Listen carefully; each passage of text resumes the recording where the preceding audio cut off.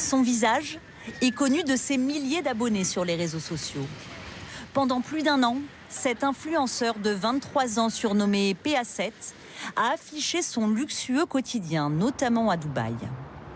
Un train de vie rendu possible grâce à une gigantesque escroquerie.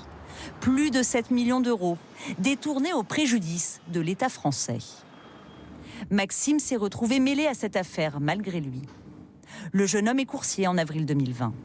En pleine crise du Covid, il reçoit ce message, lui expliquant qu'il a le droit aux aides de l'État destinées aux entreprises.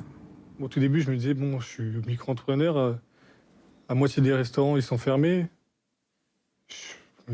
Potentiellement, je peux la toucher. Au début, ça va, c'était 1 500 €, donc je me suis dit, c'est une paye, quoi, c'est rien de ce que je me faisais habituellement. Comment vous comprenez qu'il y a quelque chose d'anormal? Moi, c'était aux 10 000 €. Parce que je me suis dit, même en travaillant, jamais de ma vie, je pourrais faire 10 000 € en un mois. Maxime touchera 16 000 € au total, qu'il doit désormais rembourser. Son statut de coursier n'aurait jamais dû lui permettre de percevoir les aides. Derrière ce démarchage se cachent en fait l'influenceur et ses complices. Leur mode opératoire est à chaque fois le même. Ils affirment à des auto-entrepreneurs qu'ils ont le droit aux aides, quel que soit leur secteur.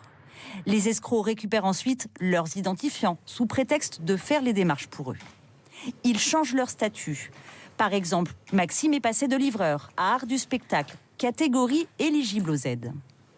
Une fois les indemnités perçues, les escrocs récupèrent une commission versée par les auto-entrepreneurs. Son escroquerie, l'influenceur va jusqu'à s'en vanter sur les réseaux. Gros cylindré, une vie d'opulence pour un jeune homme officiellement au chômage. Il est finalement interpellé l'été dernier avec son bras droit. Leurs avocats veulent minimiser leur rôle. Il est vrai qu'une partie de la jeunesse est engouffrée dans des failles béantes qu'a laissées l'État. Il faut que tout le monde puisse avoir une certaine forme de raison. L'influenceur et ses 6 complices risquent jusqu'à 10 ans d'emprisonnement. PA7 a pris le soin de prévenir ses abonnés qu'il est en prison actuellement.